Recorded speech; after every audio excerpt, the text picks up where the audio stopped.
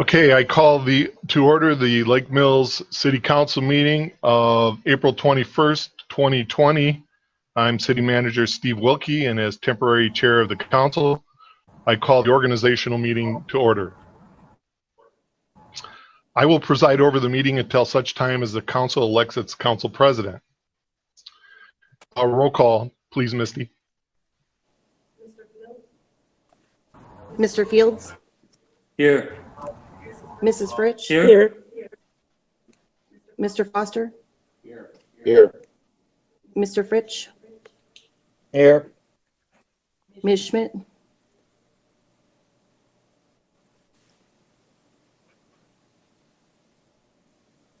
Ms. Schmidt?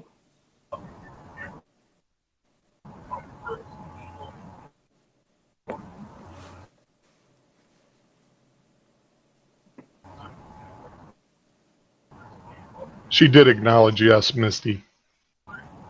Okay, thank you.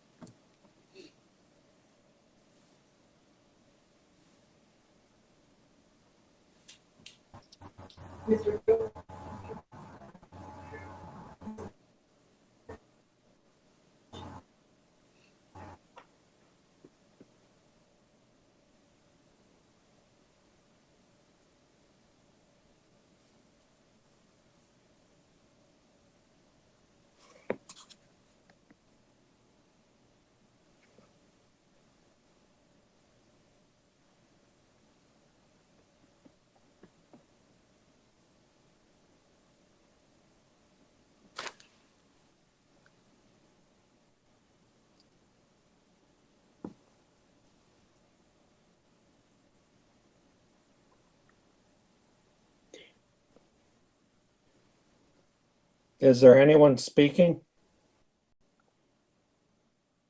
Sorry, I was still muted. No.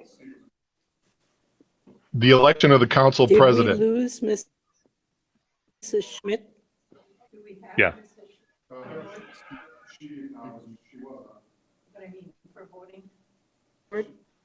She acknowledged she was on. But I mean, for voting?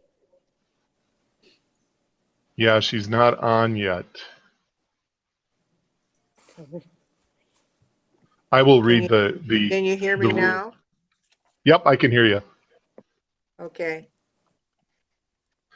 Council rules use Robert's Rules of Order for nomination. I will take nominations for council president from the floor and will continue to take nominations until such time as nominations are closed.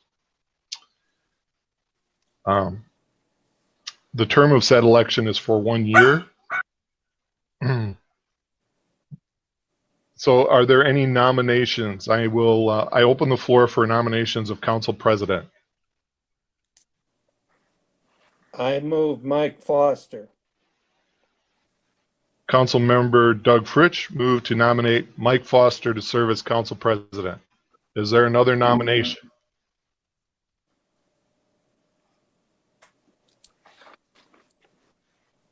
Is there another nomination? Is there another nomination? At this point, the council can choose to vote by ballot, although we're not going to do that tonight. So we can do roll call votes, or we can have, since there's only one nomination, we can have someone do the nomination and move to close the nominations and elect Mike Foster council president. Is there that type of motion? Doug, you would be the one to modify yours. I move to elect Mike Foster as president unanimously. Is there a second? Second. I'll second.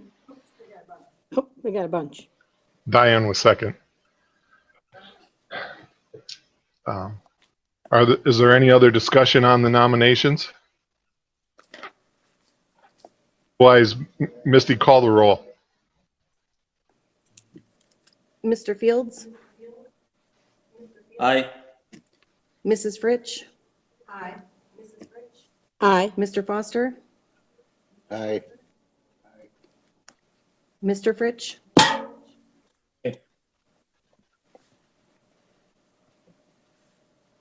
Ms. Schmidt, Aye. motion passed 5-0. Congratulations, Mr. Foster. You are now council president. I turn the meeting over to you. You now Thanks, have to everyone. have an election for council vice president. Okay, I've got it. So at the portion of the meeting that we need to have some nominations for the council vice president. Do we have any nominations for council vice president at this time?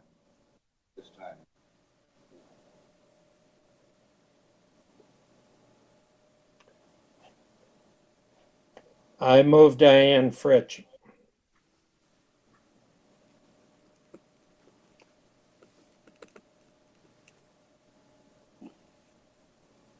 Are there any other nominations?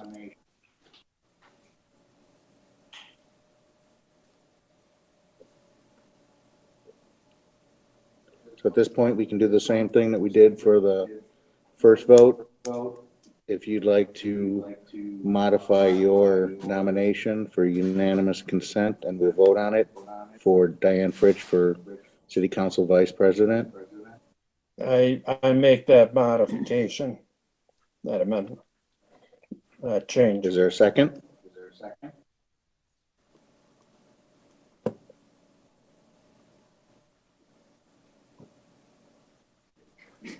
Do I hear a second? Second. Okay, we got a second. That was Second. Vicky. Okay. All right, let's go ahead and call a vote. Mrs. Fritsch, Aye. Mr. Foster, Aye. Mr. Fritsch, Aye. Ms. Schmidt, Aye. Mr. Fields, Aye. motion passed 5-0. All right, thank you. Now that we've just totally switched positions real quick, we'll get going with the rest of our meeting.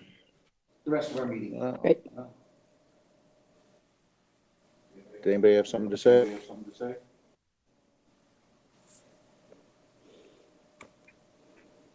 Okay, we're on item 6, correction and or approval of the regular and work session city council minutes of March 17th, 2020, and the regular city council minutes of April 7th, 2020. Does anybody have a reason that we need to put these separate? If not, I'd entertain a motion of adoption. I'll move So to moved. adopt So both of the moved. minutes. All right, we have the motion with Diane. Do we have a second? Second. All right, we have a motion and a second. Can we call the roll, please? Mr. Foster, Aye. Mr. Fritsch, Aye. Ms. Schmidt, Aye. Mr. Fields, Aye. Mrs. Fritsch, That was you, yeah. Oh, okay. motion Aye. passed 5-0.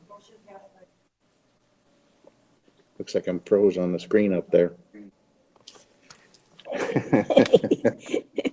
Yes, nice. All right, that moves us on to item 7, correspondence. Moving up here though on this. Yeah, I think it's just a laptop. Yeah. Next item is item 7, correspondence. Does anybody have any correspondence they'd like to bring up at this time?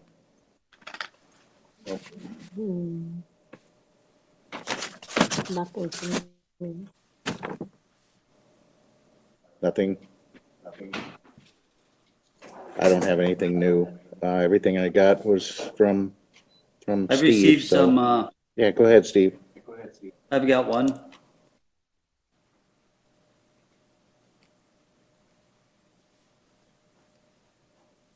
I have one from Mr. Stanley on Sandy Beach Road.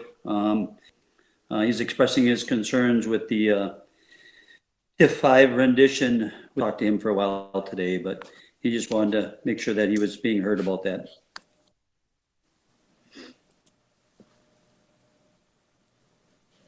Okay. Yeah, and I think he attended last session, didn't he? Yeah. So I think we've all talked with him and had a few conversations with him. I hope everything has been given to him that he needs. If not, he can feel free to call us at any time. Sorry. There we go.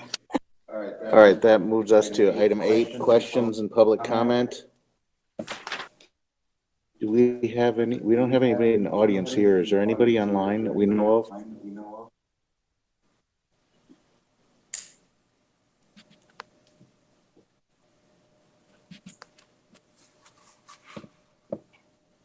Yeah, I'm not picking you up, Steve. It doesn't look like you're Here's muted. Steve But... either. It shows that 11 people are on, and that would just be the council and staff. Okay.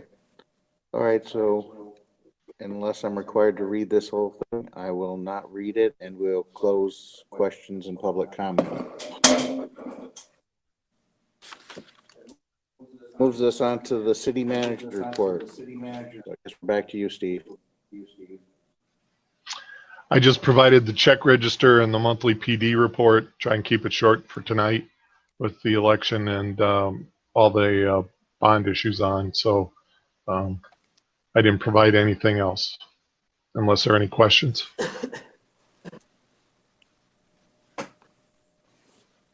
Anybody have questions for Steve?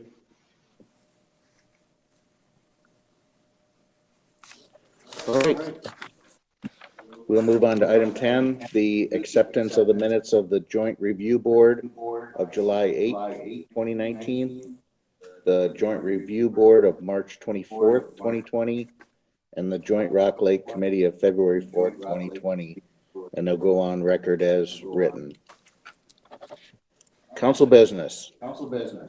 The first item is discussion decision on the municipal court judge appointment, and I believe there is a motion 20-4-2-1. Could you read that title for us, Misty? City Council Motion 20-4-2-1, confirmation of municipal court judge appointment. I'll make a motion to approve motion 24-2-1. All right, we've got I'll second. All right. Any discussion on this? Yeah. Besides Steve, do we have any idea how it happened that he was left off? Not that I know of. Misty and the county clerk are still having some conversations about some of the issues with the ballots, but right now I don't know how it got left off. The position is a joint one, so he files with the county clerk. He doesn't file locally, and because it's a one that's filed at the county clerk's office, Misty wouldn't know whether there was a ballot on or not. So when she did her review, she wouldn't have caught that. So it's just you're not quite sure what happened or where. There were a lot of things that were going on with the new clerk and a lot of testing of some new equipment, and could have got lost between that and the printer. Not sure. Have you had any conversations with the folks over in the town to see what they're going to do? Are they going to do the same thing that we're doing? Is that what the plan is right now? My anticipation is that they will do exactly the same thing. They asked for the memo and the motion. So I'm assuming that they're taking the exact same approach we are. Okay, yeah, because I read in your memo that if they don't do it, then it really doesn't happen. Is that a fair way of saying it? We can't just appoint them ourselves without having the town. Yeah, it's not, we both have to agree. Yeah. My anticipation is based on the conversation that Vince has been the elected judge. Vince was the only one that filed for the election, that both would appoint. So, and that was the indication I was getting from them, was that they were going to appoint. Can't guarantee anything, when you go to a council or a board meeting, all kinds of things can happen, but I'm anticipating that they will do the same thing when they hold their meeting. How do I want, when are they holding their meeting?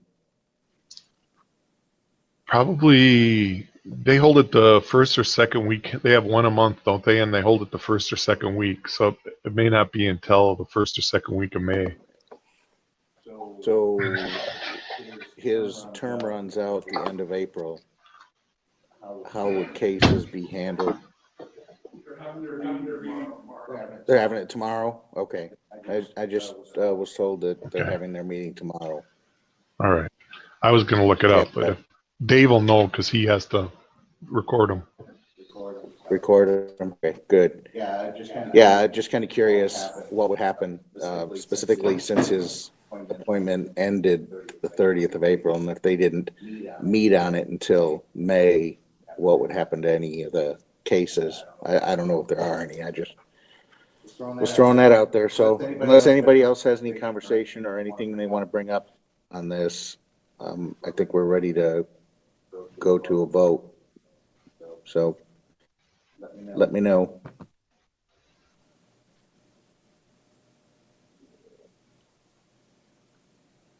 Sound of silence. Let's go ahead and vote on this. Mr. Fritsch, Aye. Ms. Schmidt, Aye. Mr. Fields, Aye. Mrs. Fritsch, Aye. Mr. Foster. Aye. Motion passed 5-0. All right, that moves us into item B. Discussion decision on bid award contract 2020 Mud Lake Road reconstruction. That motion is 20-4-2-2. I'm sure I'm glad I brought my glasses today. Misty, could you read that title for us? City Council Motion 20-4-2-2, authorizing the city manager to execute an agreement for the Mud Lake Road Contract 1-2020. All right, I'll entertain a motion for this. So moved. All right, Steve, do we have a second? Second. All right, thanks. I guess we will go to Steve on this, I think. So this is basically to do all the work that's going to be part of the TID, and it looks like we have something coming up here later on bonds for this. Yes. We amended TID number 5 to add the Turning Point subdivision. One of the major projects associated with that we've been discussing since last November when we took the annexation of the Unz parcel was that we would need to do a major upgrade to Mud Lake Road. It actually includes a small portion of Topol Street from where the state highway ends down to Mud Lake Road and then down Mud Lake Road. It includes a full reconstruction, which is typical of the city. So we'll be installing sanitary sewer, water, stormwater, and then pavement and sidewalk on one side. The original estimate for the project was $1,540,000, of which the developer was going to pay about $530,000, and our share would have been about a little over $1 million. The bids actually came in at what our estimate was for our portion, so they were $500 and some thousand lower than the original estimate. So our share ends up being about 800,000, and the developer share ends up being about 400,000. That includes engineering and the project and some contingencies. Very good bid, and we recommend approval contingent on the developer's agreement being finalized and signed. That should be done here shortly, before we actually do the bond work, which will be coming up at our June meeting. But I wanted to make sure that everybody understood that of all the contracts here tonight, this one had a large contingency on it. So I'm not going to sign this until that final piece is in place.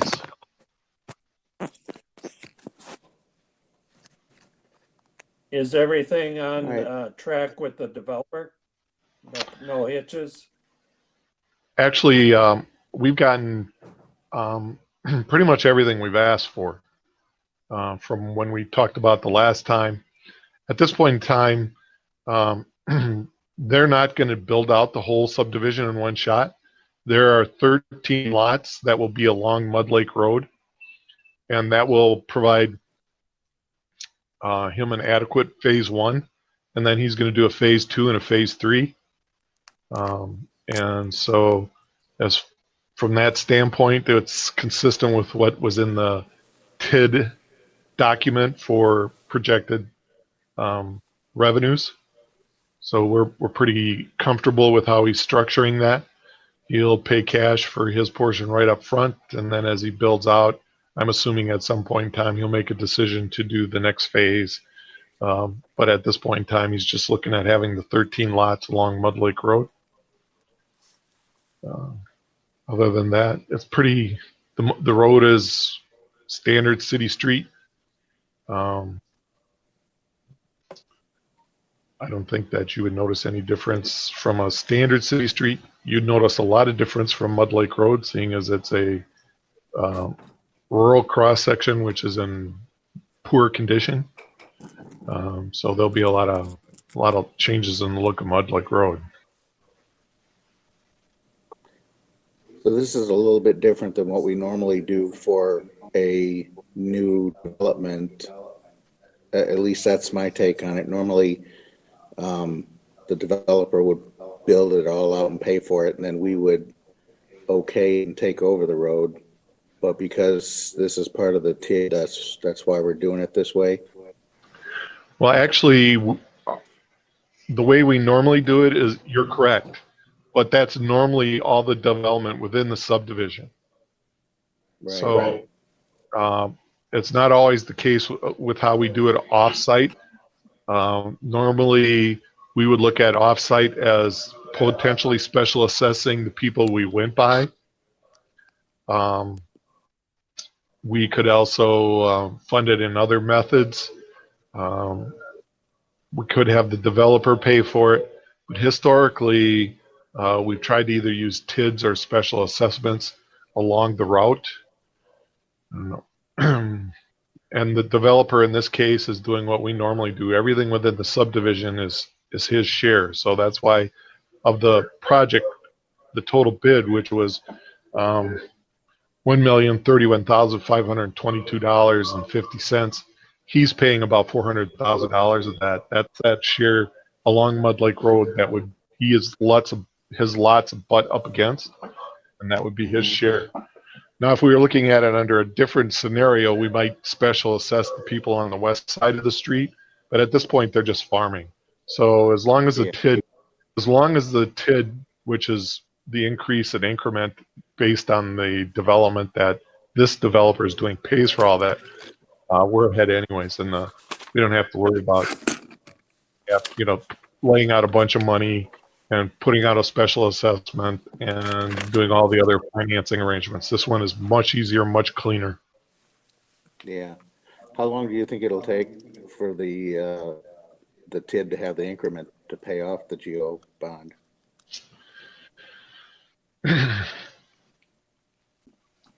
the way, and I'm going to kind of let Phil talk about that when we get into that portion, but it's laid out in the TID document that if they build 6 houses a year over 7 years, they would have more than adequate increment to pay for all of this. I think they would generate somewhere around 12, 14 million dollars. And since this project is, for us, is less than $1 million, it should have adequate ability to fund the project. Yeah, and I was reading through there and I saw those different dates in there. I just wasn't sure exactly what they meant. So we'll get to those later. Thanks, Steve. Does The one anybody other else have any item, questions? Oops, sorry. Go ahead, Steve. one other item I want to add to that is this is a pay-go. So if his increment doesn't cover the cost, he's got to pay for it. We don't. Right. Yep. So it makes our bonds a little bit different, but it does make it so that we're not adding any of that debt to our levy. Right. And it protects our citizens. So in other words, if the worst case scenario with the COVID-19 were to come where we slipped into a depression, we'd still be covered? Yes.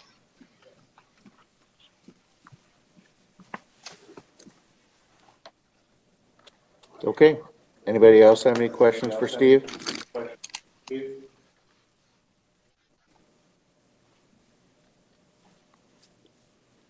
Hearing none, I guess we'll call the roll. Ms. Schmidt? Aye. Mr. Fields?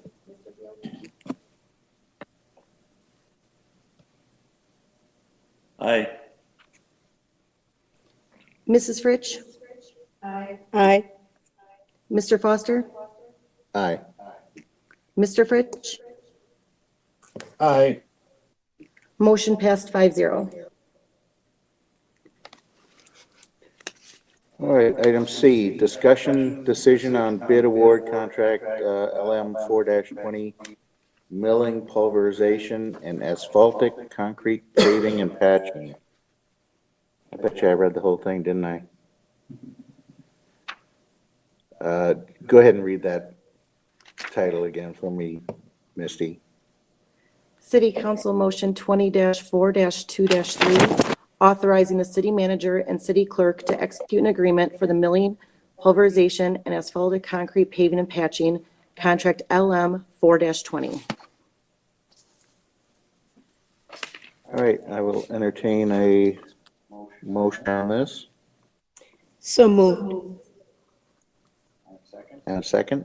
Second. All right, I guess this one goes to Steve again, right? Actually, I'm going to turn it over to Dwayne and let Dwayne handle this one. Oh, okay. Hey, Dwayne. Hello, thank you. So this is your annual street maintenance contract for asphalt paving in general. This includes work included in our summer patching program that we typically do before our chip seal program, as well as all the water main patches or other damaged areas that have occurred in the last year. We usually have a summer patching program, a fall patching program, then a mill and overlay program for our maintenance program, as well as this year a couple of streets, including Ironside Road, where the street department's going to do a little bit of reconstruction and prepping for asphalt paving later in the summer or in early fall. So this project, at least the bid at this time to Payne and Dolan and the proposed motion, serves not only the maintenance program, but also various other utilities and departments within the city as they need help with maintenance of some of their facilities. For example, in 2019, we're doing some work still in the 2019 contract in Wallace Park. So in some of the parks, many of the utilities, both water, sewer, and electric. In fact, last year we did some work under this contract in the 2019 contract at the library. So to give you a handle on what this contract entails, it's really all of the patching. The bid came in with 3 bids. Payne and Dolan is the low bidder at $349,258.50. Our opinion, the staff's opinion of cost was a range of 375 to 425,000. So the low bid came in approximately 15% less than our estimate. And as far as whether we worked with Payne and Dolan, we have worked with Payne and Dolan in the past. In fact, they had this contract in 2017 and in 2018 and performed the work satisfactorily. So it's staff's recommendation to award this contract to Payne and Dolan. Is there any questions that I can answer for you? Yes, can you hear me? Yes, I can.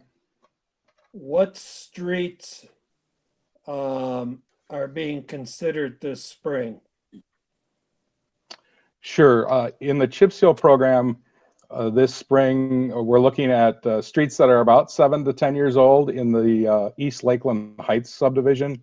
That would include Cass, Gladstone, the northern part of Brewster, north of County Trunk Highway V, Stony Road, and Plainview, between Brewster and Topeka. All of those streets are in general about 7 to 10 years old, which is the chip seal program that we've been instituted for about 5 to 7 years now.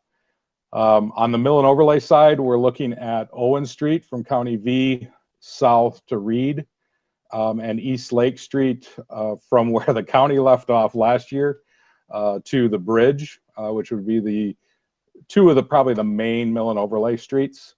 There are some minor other locations. In fact, one of the other locations not in this bid, but in the budget for maintenance, it will not be in this bid, but is part of the haul route for South Main Street. We are looking at doing a part of Pinnacle rehab as part of the haul routes for the school and South Main Street. Again, this is not part of this contract, but understand that there may be some other work that's done this year under either the 2019 maintenance contracts that are still open, meaning that we may be doing some patching. We're also going to do some patching, some of the Wallace Park trails this spring. Realize that that's under the old 2019 contract, which is still open. If you remember, the fall kind of came early this last year. So there's a number of things that they need to finish up that weren't able to be finished last November. As far as the street department and some of the rebuilds that we're looking at a piece of Aronside from Griffith to, I believe it's Dodge Court. It's a very small, narrow, more of a driveway, but there are a couple of homes with their garages that front on that small strip of land. And then as well, a piece of South Washington that last year we pulled out of the contract because there was an issue with a sump pump that has since been corrected. And so we're looking to come back in there and fix that small little dead end at the end of South Washington Street. That kind of summarizes, at least at this time, the locations where we will have Payne and Dolan doing work. But as we all know, as the season goes on, there seems to always be another issue that comes up along the way. We're already working on our summer patch list. We've sent that out to some of the 2019 contractors to finish up their old work, but at the same time, we're actually creating the list for this contract for later in the summer.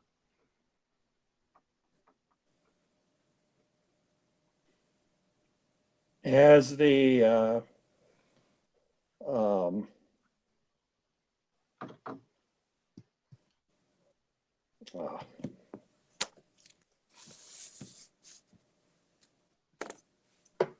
I'm sorry, I did not hear that last question.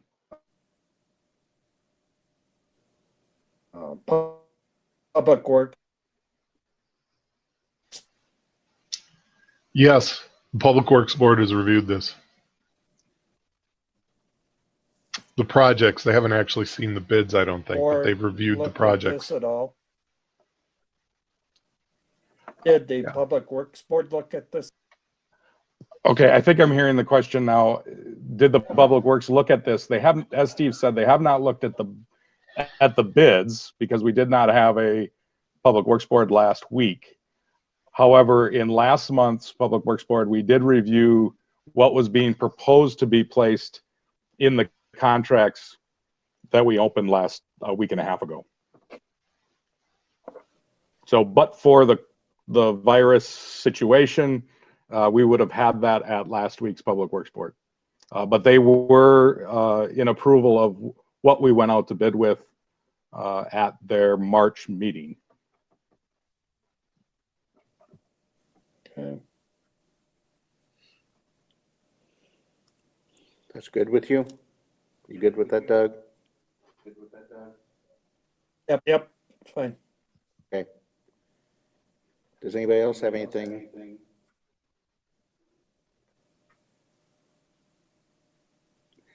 How does this compare to last year? I don't remember what we had in 2019 as far as total cost. So last year, our contract on the asphalt side was approximately $515,000. We had a larger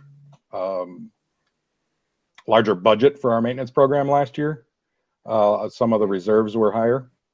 But as far as cost unit prices, fantastic. As you can tell, our opinion of cost is based on previous year's bids, summarizing those bids, and that's what determines how we determine that opinion of cost. In this case, as you know, this year, our estimate or our opinion of cost was $375,000 to $425,000, and the actual bid came in at $349,000. So in comparison, we typically add about a 3% amount for inflation. In this case, we wouldn't have had to. We still would have been a little higher than the bid. Good. Will the crash in the oil market help us at all? Or is it, well, we'll have the contract price and it won't really affect us? It may have, because maybe some of that is reflected in the bids, potentially. Maybe not the price that we've seen this week, but the prices are much lower than we anticipated. That's good. Okay, if there's no other question, we'll go on with the roll call vote. Mr. Fields?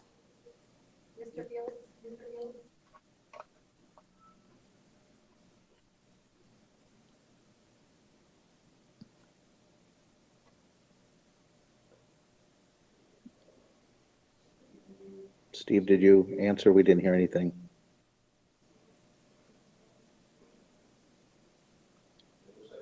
It looks like he answered in the affirmative. Give me a thumbs up. I'm not hearing you. Perfect, thank you. Thank you. Yep. Mrs. Fritsch? Aye. Mr. Foster? Aye. Mr. Fritsch? Aye. Ms. Schmidt?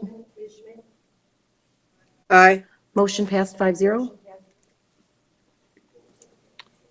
All right, that moves us on to item D, discussion decision on bid award for the concrete curb and gutter and sidewalk maintenance.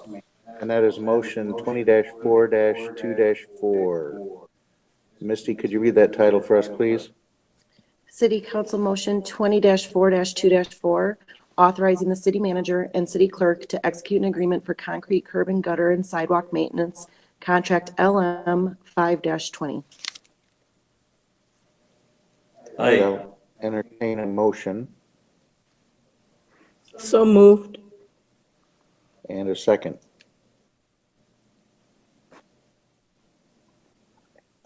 Second. Go with Vicky, I heard her louder. Okay, I guess we're going back to Dwayne on this one again. Thank you. Very similar, same type of contract, same projects we just discussed under the asphalt. This is the concrete portion of our maintenance program.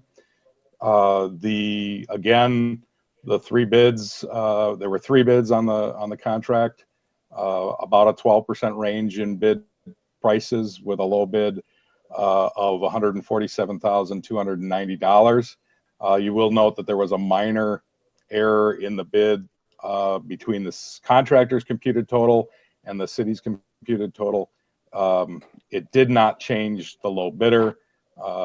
It was the contractor's total was $146,815.80.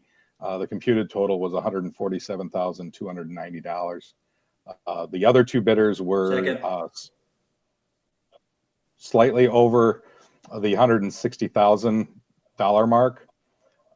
Again, our range or our opinion of cost was $150,000 to $175,000. As you can see, the low bid again came in lower than our range. Same types of projects. The only addition here is that it does also include the sidewalk program that we do, which is included in we use about $15,000 in the sidewalk special assessment fund for sidewalk repairs, in addition to the capital maintenance fund. The low bidder is J.B. Johnson Brothers out of Edgerton.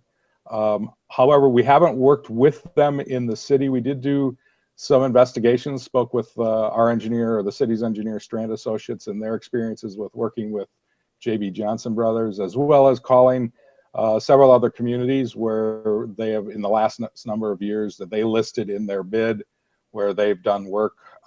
Again, we received satisfactory comments from them with regard to the work that they've done. From their experience, they've been doing this type of work for some time. So the staff is confident in awarding or recommending award to J.B. Johnson Brothers for this work. Is there any other questions on this? I think the last discussion covers a lot of this one.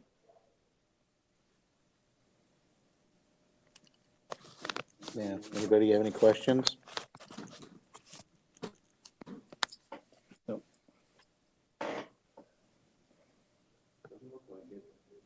Doesn't look like it. I'm assuming compared to last year, this is a little bit lower also. Yeah. It's the same general idea. To give you an idea, actually the contract was very similar. Last year's contract was $143,000. This year we have a little bit more curb. It's more in the quantities than it is in, say, the prices. Again, with our estimate, adding 3% for inflation, again, the bid came in under our opinion of cost. Okay. All right, if there are no other questions, we will call the roll call vote. Does anybody else have anything? No, Misty, go ahead and call the roll, please. Mrs. Fritsch? Aye. Mr. Foster? Aye. Mr. Fritsch? Aye. Aye. Ms. Schmidt? Aye. Mr. Fields?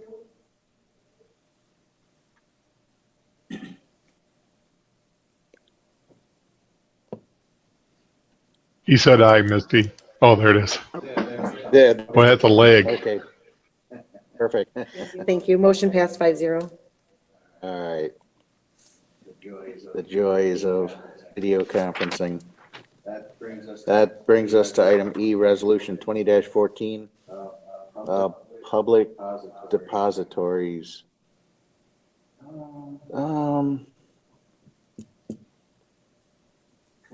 Can we just read the whole thing? You want the whole thing read? Yeah, read the whole thing.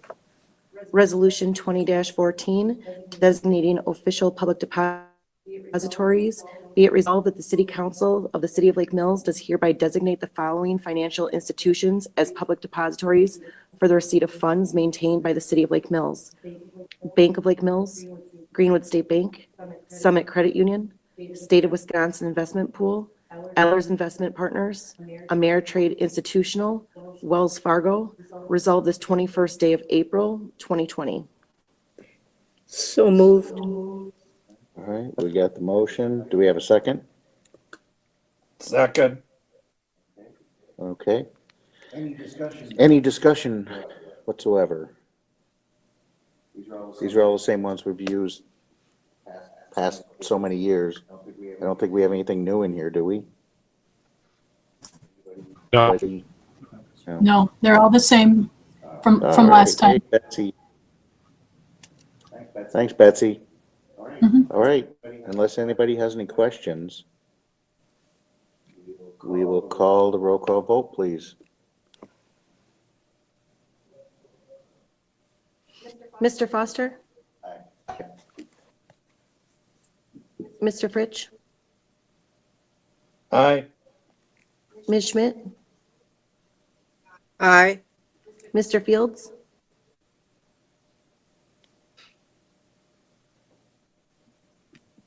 Aye. Mrs. Fritsch?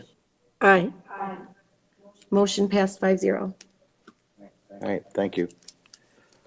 Item F, Resolution 2015 official newspaper. Go ahead and read that one too, please. In full? Yeah, please. Resolution 20-15, designating official newspaper. Whereas Wisconsin State Statutes 85.06 sub 2 requires cities of the fourth class to designate the city for publication of the council proceedings and legal notices. Now therefore be it resolved by the City Council of the City of Lake Mills that Hometown News LLC, DBA Lake Mills Leader, be and is hereby designated as the official city newspaper for the period April 22, 2020 through April 20, 2021. The price for said publication shall not exceed the legal rate as established for like work in Chapter 985 Wisconsin statutes, dated this 21st day of April 2020. All right, I'll entertain a motion. So move. All Second. right, and we have a second. Second. Any discussion? Let's go ahead and call, please. Mr. Fritsch? Aye. Ms. Schmidt? Aye. Mr. Fields? Aye. Mrs. Fritsch? Aye. Mr. Foster? Aye. Motion passed 5-0. Okay, item G, resolution 20-16.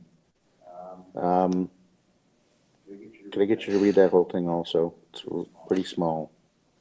Resolution 20-16, initial resolution authorizing general obligation bonds in an amount not to exceed $1,100,000 for street improvement projects.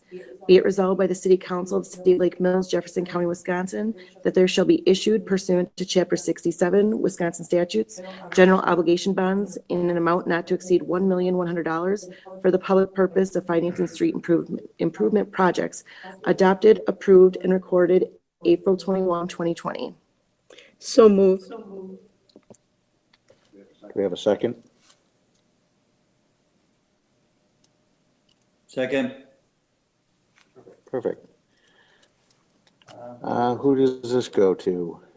Betsy, you handling Betsy. this, or is somebody else? Okay.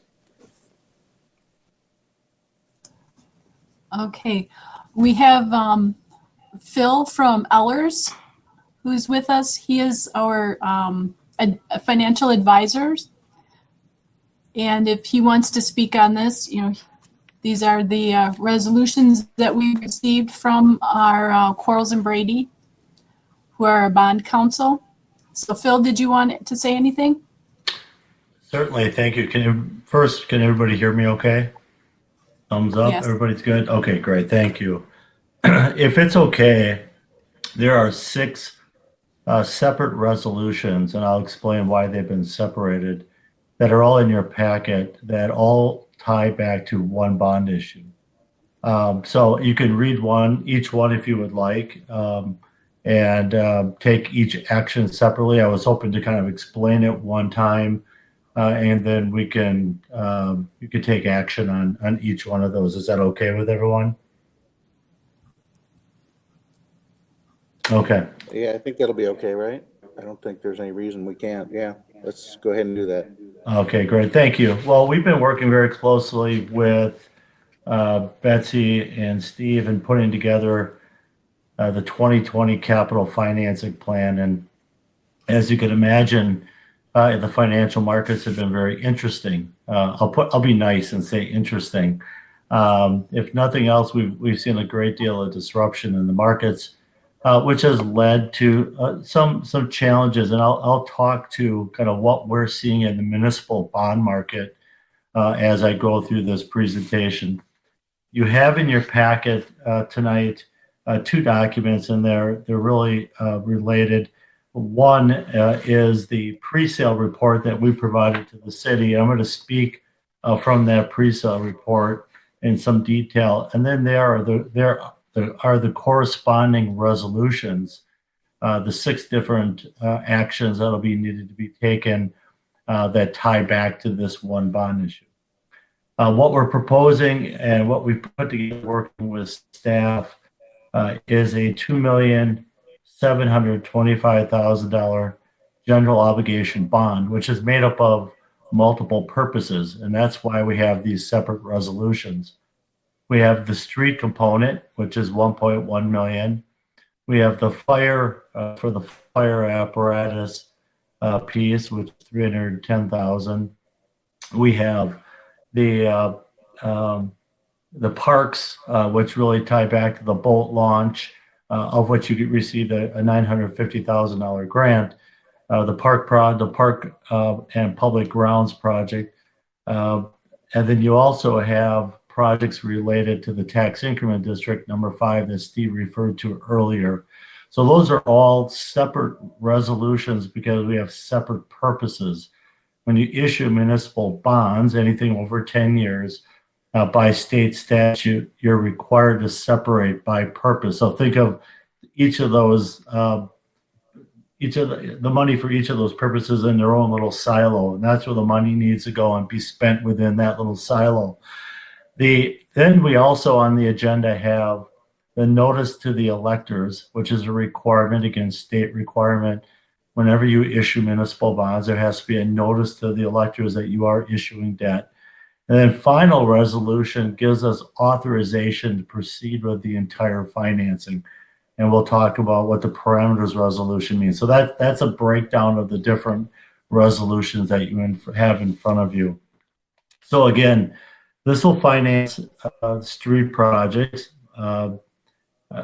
fire equipment, parks, which is the boat launch, some conservation projects, and then TID 5 projects that were referred to earlier. If it's authorized tonight, we do tentatively have a rating scheduled for May 7th. And then this will go sale on the 21st of May. So this will be what's called a parameter sale. And if you recall last year, we went through the same type of sale, a parameter sale. We've been doing a lot of parameter sales for a variety of reasons. One, spring is always a very active time in the market. So if we can selling on Mondays or Tuesdays, there's actually a benefit. We see more bidders typically, and that can at times lead to lower rates. But more importantly, a parameter sale enables us the ability to have flexibility in when we sell the bonds. So we've targeted May 21st. If we see further disruption in the municipal bond market or in the financial markets, it gives us the ability to delay the sale, to postpone the sale, and we're able to move it around a little bit easier by conducting a parameter sale. The parameter sale allows your staff, in this case, we have it either Steve or Betsy, have the ability, if the parameters are met in the resolution, enables them to kind of sign off and the bonds are awarded without coming back to the city council. Now, we'll still have all the same documentation. You'll see who the winning bidder was, who all bid, what the final rates were. You'll get all of that information. It's just that the sale isn't occurring on a regular sale evening.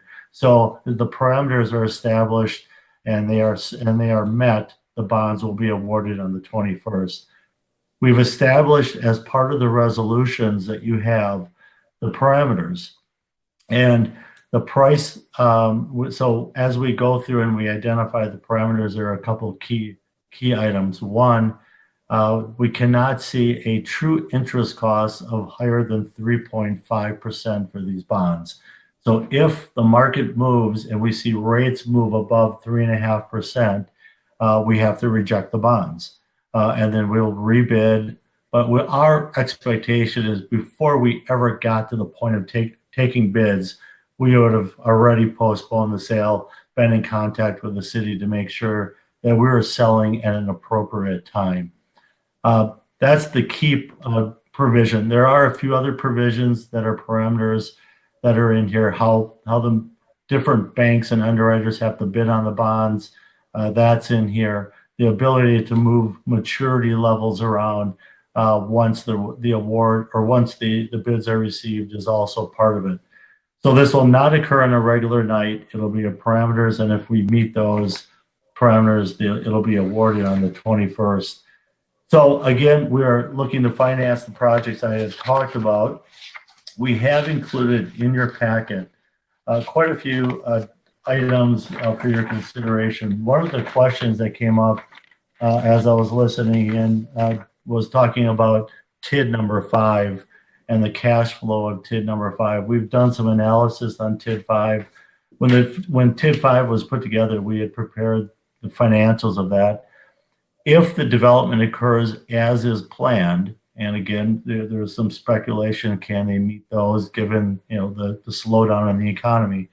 We think that the cash flow would allow for the ability to pay this debt off in as short as 7 years.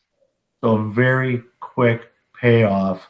We've allowed, quite frankly, 20 years. So if you look at the component, which is on page 8, that is related to TID 5, we've allowed for a longer time period. But if the revenues come in as scheduled, you would have the ability to prepay that debt and pay that section off earlier if you chose to. So we built in some safeguards in case there's a slowdown in the economy in TID 5. You'll also see in there, we're not maturing any principal on the TID 5 component of this until 2022. So that's because we have this lag in timing of receipt of tax revenue. Something built in 2020 is first valued in 21, and the first time you receive increment is in 22. So we wanted to make sure we had enough room in here in case things delay, 1, and 2, so that we're not putting pressure into TID 5 right away. We have it structured correctly. So we spent some time putting that together, along with the rest of the finance regarding streets, fire, and parks, all of which will be levy items that have been identified. To reduce the amount of the obligation being borrowed, there are some sources of funds that are shown on page 7 that are being applied to reduce the amount of debt being issued. And that includes a contribution, as Steve talked about earlier, a contribution from the developer to offset the street costs in TID 5. We also have a grant, I mentioned earlier, $950,000 for the boat launch that was able to reduce that cost significantly. Property tax and state road aids were then also applied to reduce the cost of the fire equipment and some of the street work. So the city is trying to be prudent and not borrow more money than is absolutely needed. So we've taken all those funds into account. On the last page of the packet that we put together, and if you can get to that, it's really interesting. It's page 11. It's the last page of the document we prepared. That gives you a 1-year trend in what we're seeing in the bond market. And I know Betsy wanted us to talk a little bit about what we're seeing. That shows you really what we think is a very accurate reflection based on the bids we're receiving on other bond issues that we've been selling around the state. Now, we did postpone a lot of sales that were to occur in late March and the first week of April just because of the disruption we were seeing in the bond market. But since then, we've issued probably, I'm assuming about bonds or notes for probably 15 different communities over the last 2 weeks, and really have really received a lot of bids. So the market is kind of healed. The municipal bond market is healed. There's less risk, that there's the viewpoint of less risk out there by the different bidders. So we tend to see anywhere from 5 to 7 bids on most of these deals, which is what you would expect to see. So we're kind of back to the same number of bidders that we saw before the start of the pandemic and the financial disruption. And then also we're seeing interest rates that are near the bottom of our 30-year chart. And you can see the bottom of this chart as well, the 1-year chart, we're close to that again. As a for instance, and we have plenty of examples we can provide, I did a 20-year bond issue for a community on yesterday, and this is a 20-year GO bond. They're a little higher rated. That came in at 1.8% for 20 years. So I'm not predicting that's what's going to happen here. Don't hold me to that. But the market is very good as far as where we're seeing interest rates. We've seen a great stabilization in the municipal markets. Again, by allowing us the ability and the flexibility to do the parameters sale that we're proposing here, it gives us the flexibility, if need be, if the market has more disruption, we can pivot, delay it, postpone the sale to a different date to give us a better opportunity in the city, a better opportunity to receive what we think would be a good execution on this sale and rates that would be very beneficial for you long term. So that's a summary of what's being proposed with these different resolutions that have been identified and provided by Quarles and Brady. Again, streets, parks, the fire apparatus, TID 5 make up 4 of the resolutions. The 5th is, again, the notice to the electors that is a requirement by state statute. And then finally, the last resolution brings everything back together and gives us authorization to proceed and establishes the parameters that I've talked about.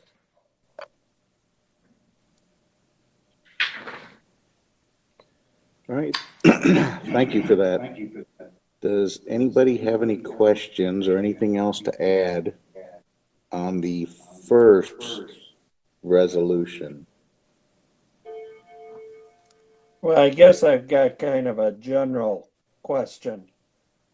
Assuming the worst and we go into a depression, how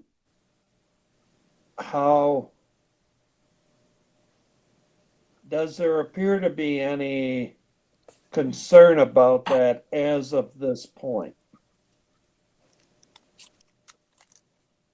Are you referring to the inability for the TID 5 development to proceed, or are you just talking in more in general? With the virus, if it were to take and cause a disaster.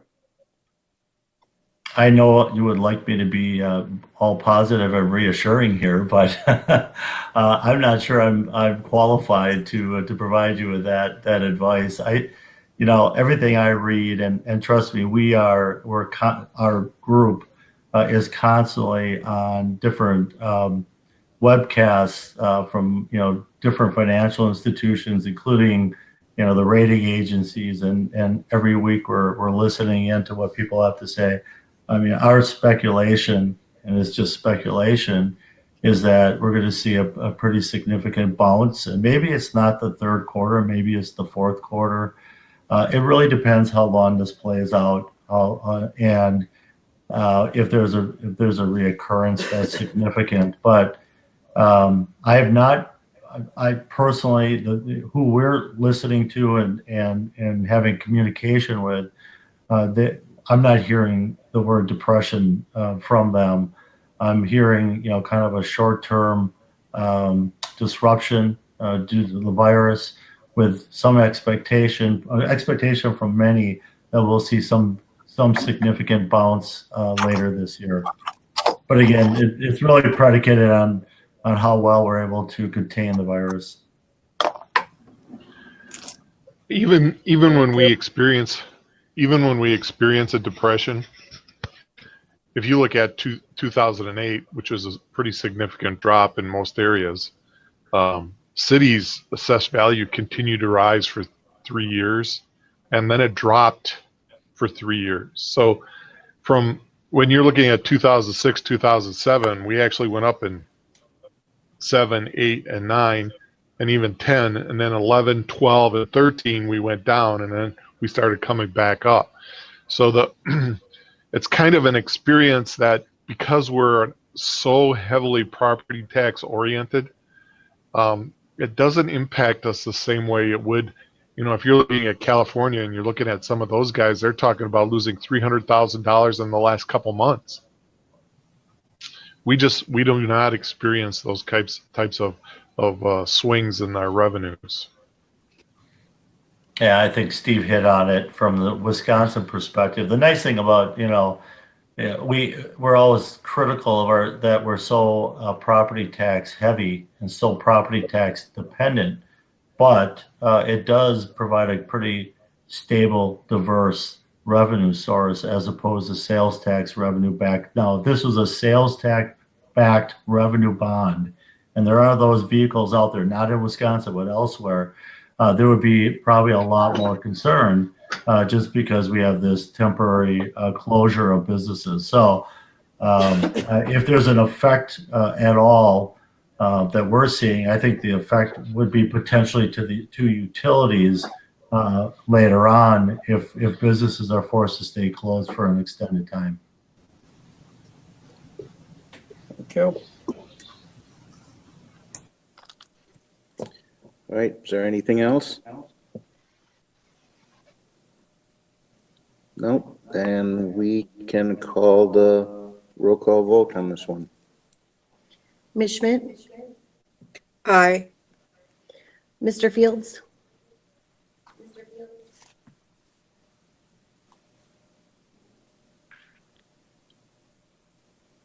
I think he said aye. We didn't hear you, Steve. Okay, Thank you. gotcha. Aye. There it is. Mrs. Fritsch? Aye. Mr. Foster? Aye. Aye. Aye. Mr. Fritsch? Aye. Motion passed 5-0. Thank you.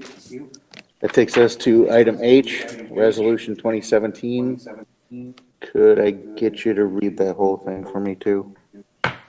Resolution 20-17, initial resolution authorizing general obligation bonds in an amount not to exceed $310,000 for parks and public grounds projects.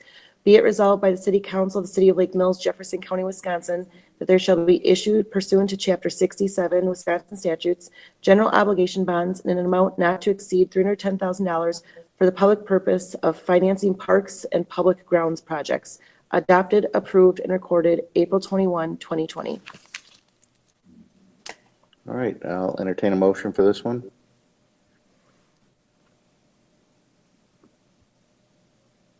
So moved. And a second. Second. All right. Is there anything else that we should discuss on this one that hasn't been talked about already? What is this? I forget I read it all. Parks and public grounds. I can't remember which portion we were actually looking at. Parks and public grounds. Yeah, this would be the boat launch where you receive the $950,000 grant. This is the remaining amount. Perfect. All right. If you were looking at what the expenditure was, it's almost all archaeological. Okay. Yep. That's what I was wondering. Does that deal with the educational portion also? No, it basically covers the two phases 1, 2, and 3, and then it gets us all the parts that we need to be able to comply with the MOA that we signed, or that we have before the State Historical Preservation Office. It hasn't been finalized. The tribal offices have all been closed because of COVID, so we couldn't finalize that. But we did get good news in that we did get an extra 20,000, so it's not 950, it's 970,000. And you did send that out in an email. Yeah. Okay. So, but no, if you remember, we discussed that educational portion or the putting the material out in some form or fashion, and we'd have had to go to a historic preservation committee, and we decided to hold off on that at this point. Right. Okay. Makes sense. All right. Is there any questions anybody else has on this one? Seeing nothing, let's call the roll, please. Mr. Fields? Aye. Mrs. Fritsch? Aye. Mr. Foster? Aye. Mr. Fritsch? Aye. Ms. Schmidt? Aye. Motion passed 5-0. Thank you. That moves us to item I. Could I get you to read that one also too? Resolution 20-18, initial resolution authorizing general obligation bonds in an amount not to exceed $445,000 for a fire engine and other equipment of the fire department. Be it resolved by the City Council of the City of Lake Mills, Jefferson County, Wisconsin, that there shall be issued pursuant to Chapter 67 Wisconsin statutes, general obligation bonds in an amount not to exceed $445,000 for the public purpose of financing the acquisition of a fire engine and other equipment of the fire department.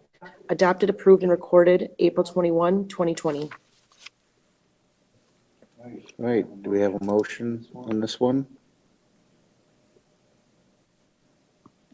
So moved. And a second?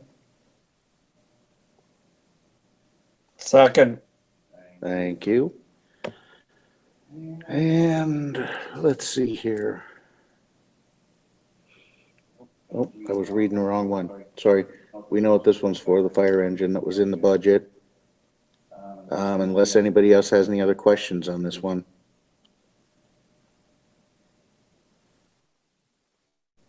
Is this, I can't remember, is this replacing one or is this adding and not removing anything? I think it's replacing, right? It's a replacement. And then how do we take care, what do we do with the old one? We've already sold it. Oh, okay. I don't know why I don't remember that. I guess old age. All right, does anybody else have any other questions? All right, let's call the vote, please. Mrs. Fritsch? That was Mr. or Mrs.? That was you. Mrs. Okay. Aye. Mr. Foster? Aye. Mr. Fritsch? Aye. Ms. Schmidt? Aye. Mr. Fields? Aye. Motion passed 5-0. Thank you. Item J, Resolution 20-19, just the title on that one. We've talked about this one quite a bit. This one, just the title? Title, yeah. Resolution 20-19, initial resolution authorizing general obligation bonds in an amount not to exceed $870,000 for community development projects in tax incremental districts. And I'll entertain a motion on this one. So moved. And a second. Second. All right. Was that Steve? That was second? Steve, right? Yes. Thank you.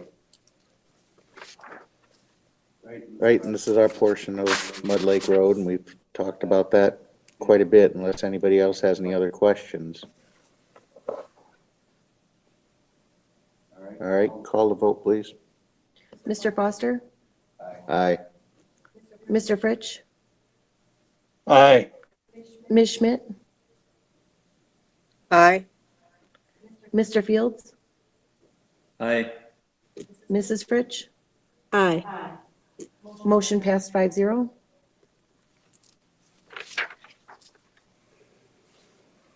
All right, that takes us to item K, Resolution 20-20. Could you go ahead and just read the title of that? Resolution 20-20, resolution directing publication of notice to electors relating to bond issues. So moved. And a second? Second. Thank you, Steve. All right, and this is just our requirement to notice this in our paper, unless there's something else I'm missing in that. That's correct. Okay. Does anybody else have any questions about? All right, seeing none, let's call the vote, please. Mr. Fitch, Aye. Ms. Schmidt, Aye.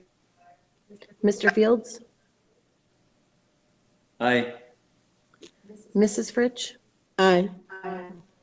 Mr. Foster. Aye. Motion passed 5-0.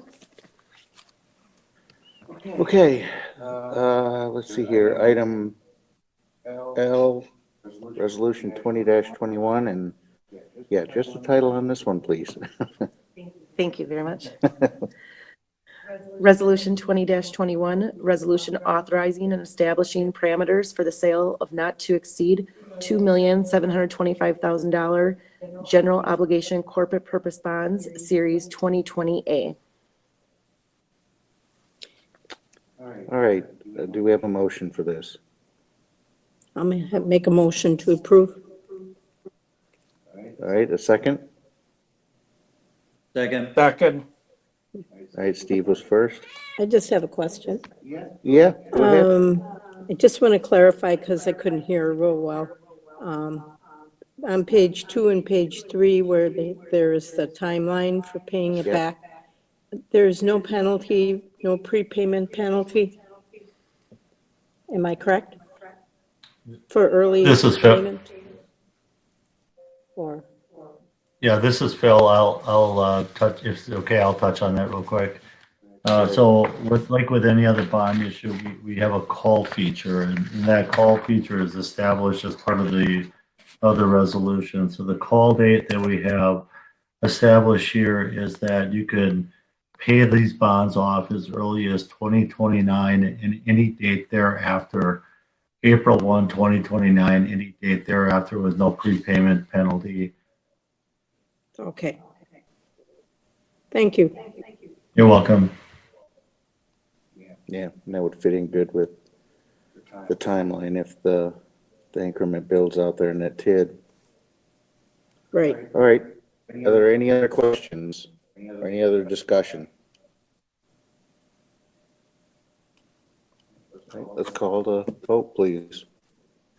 Ms. Schmidt, Aye. Mr. Fields, Aye.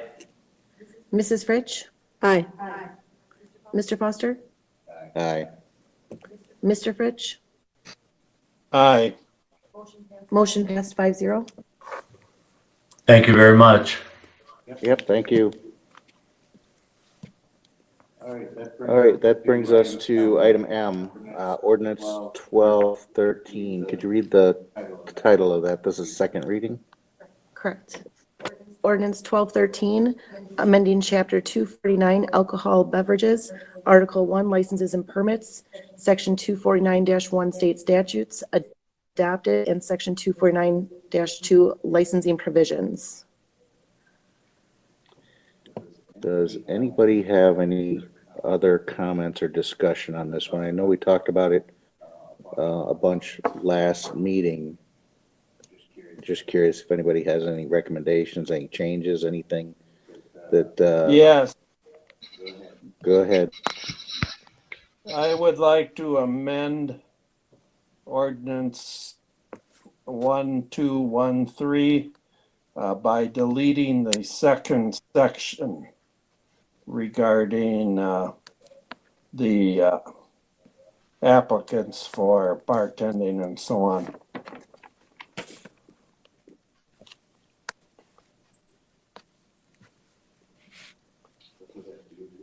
So if what he wants to do is remove section 2, correct? That's what I heard.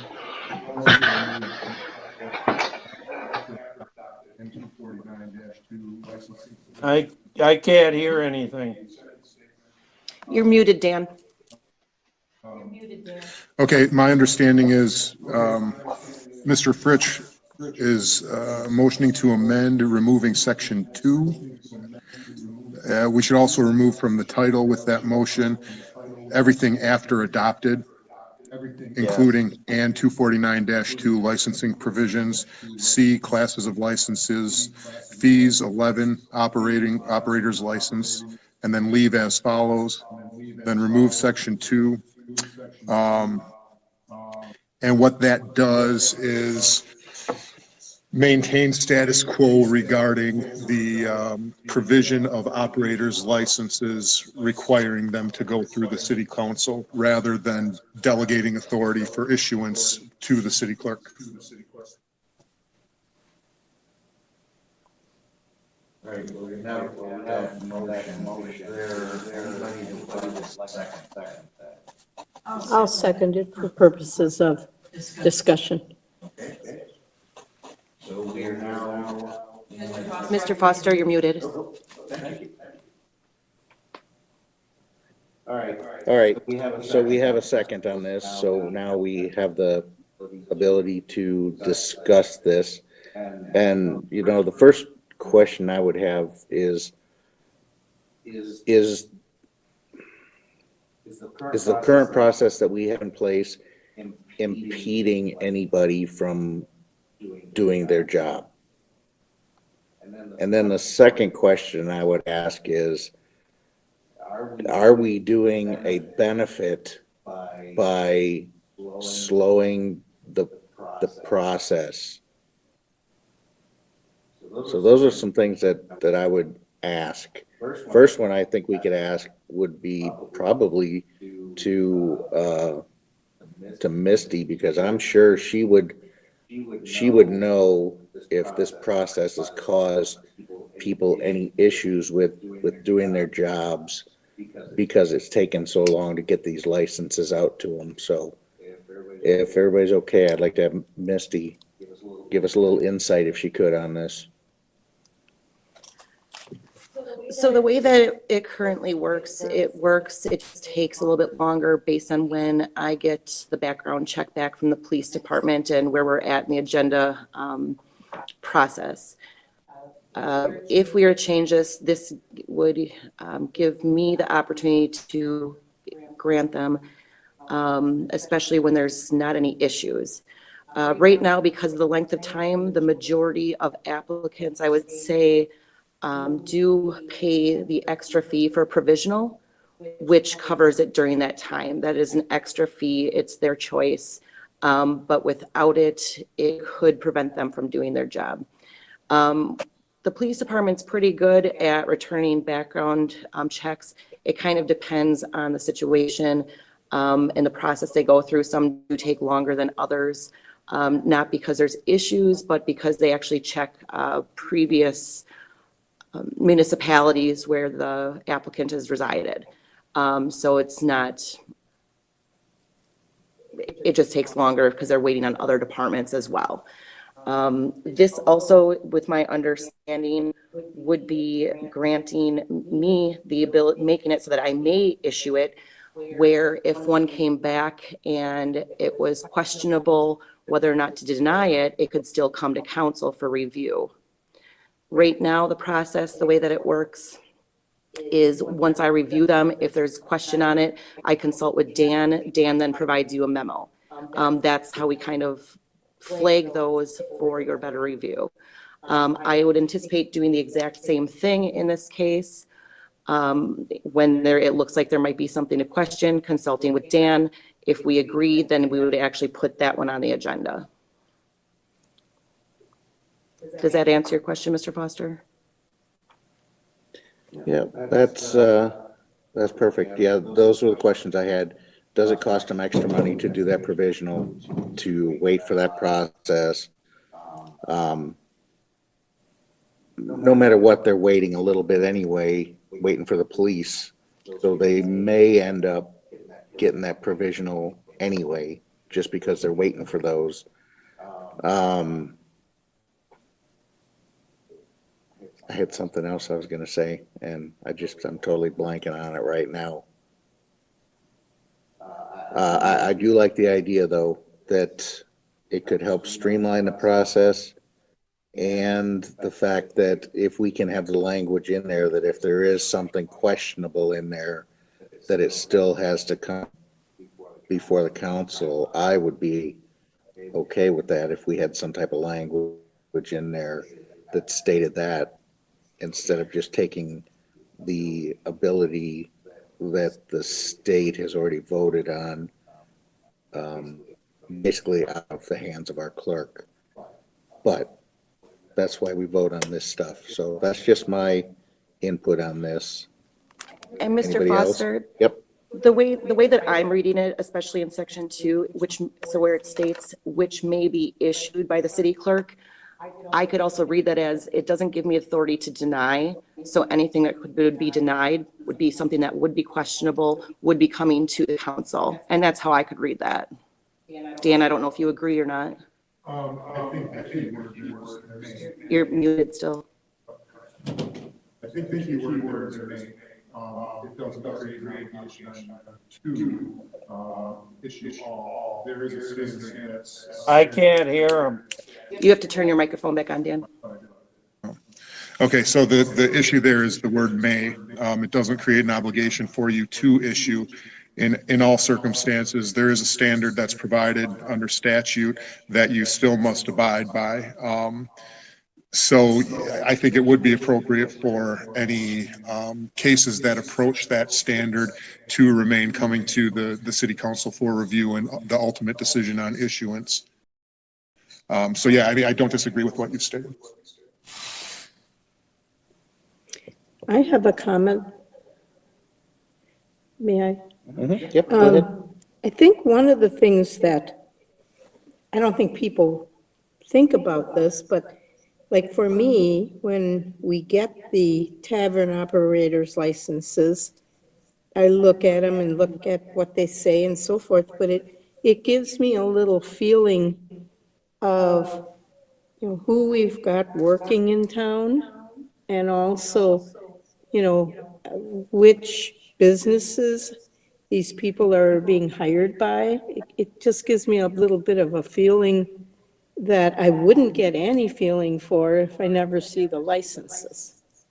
I think I think we're, in today's world, we're pretty easily removed from the community. And at least this gives us a little piece of, oh, you know, gee, this business has gone through 10 tavern operator licenses. You kind of might want to find out what's going on there, you know, or the reverse, you know, we haven't seen one here. They must be keeping their people for a long time. I think it gives you a feeling for who's coming and who's in the city. And I don't know, I think there's some value to seeing them. And that makes sense.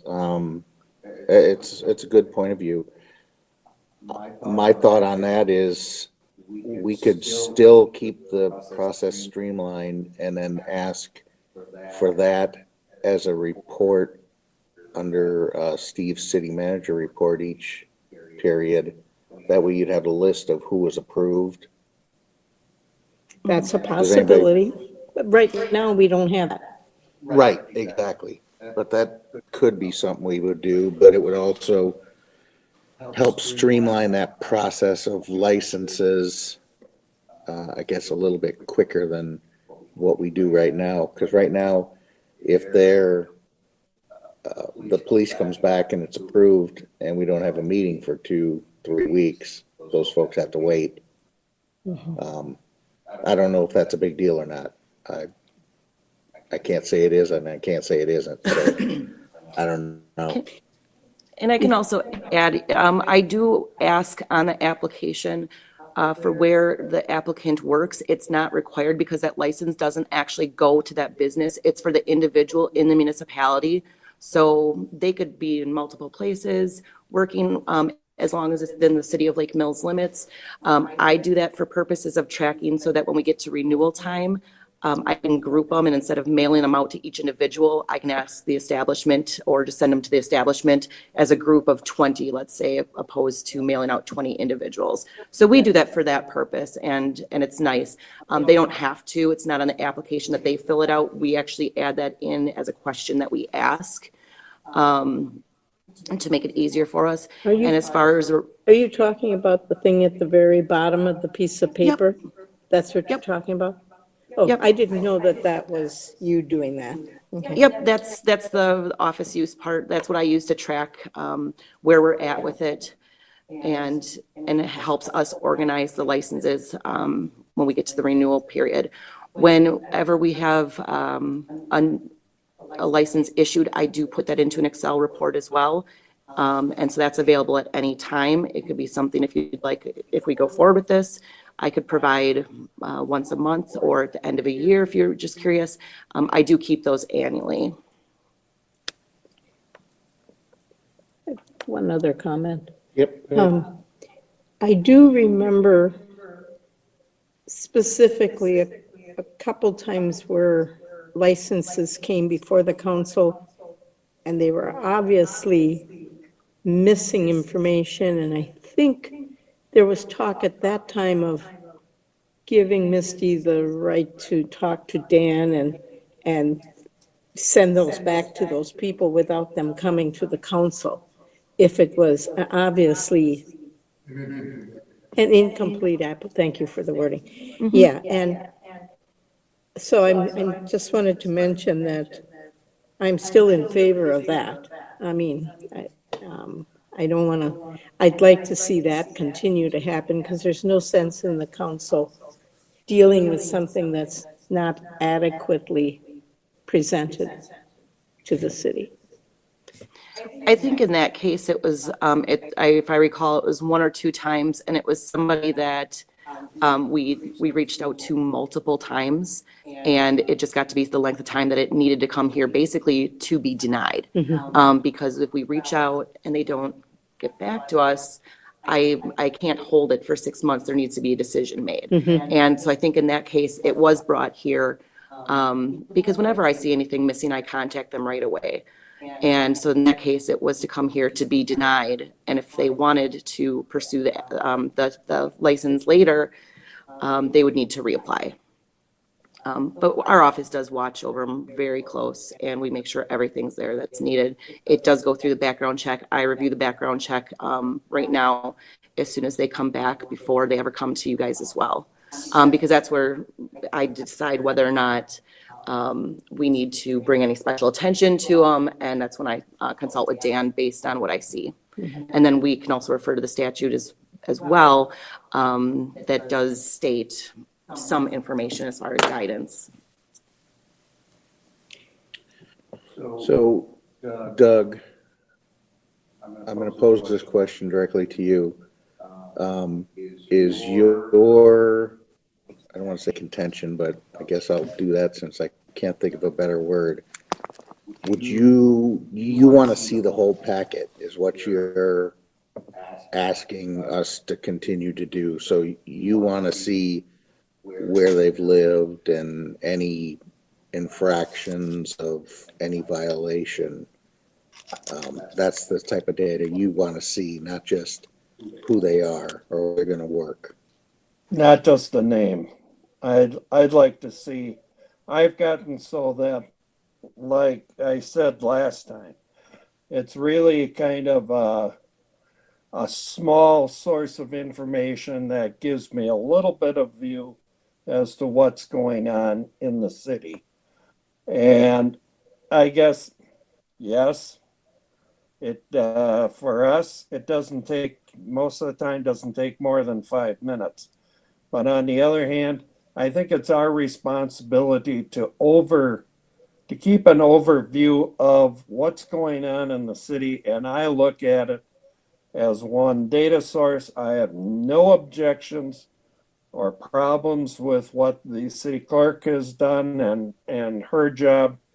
It's just, I think it's the prerogative of the council to take a look at and say yes or no. And I think because it's dealing in an area that traditionally over the years has caused problems at various times, though I don't foresee it to, be a major problem. It's just something I guess I would like to keep the prerogative of the council and not just let it go. I think it, yes, we could have, and we could work something out, but we could have some kind of compromise maybe or something like that, but then I lose the information gathering for those people who are all okay. And I guess that's just the way I feel about it. And That's so okay. I guess that's my feeling about it. Okay. I appreciate that.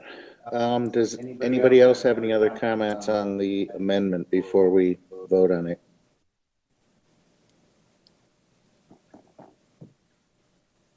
I don't see any, so let's go ahead and call the vote on the amendment. Mr. Fields?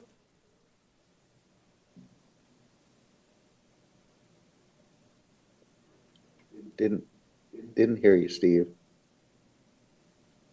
No. Mrs. Fritsch? Aye.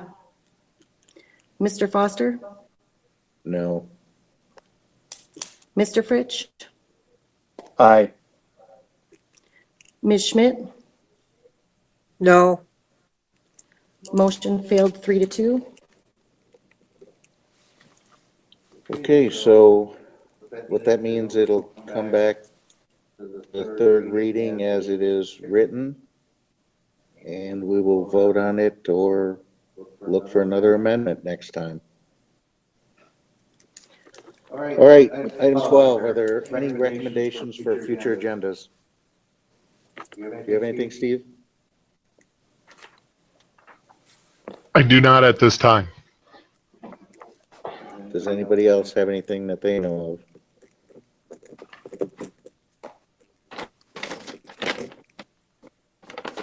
of? Then that moves us to item 13, adjournment, and we are adjourned. Thank you, everybody. Okay, Thank you. thank you. Thank you. Thank you.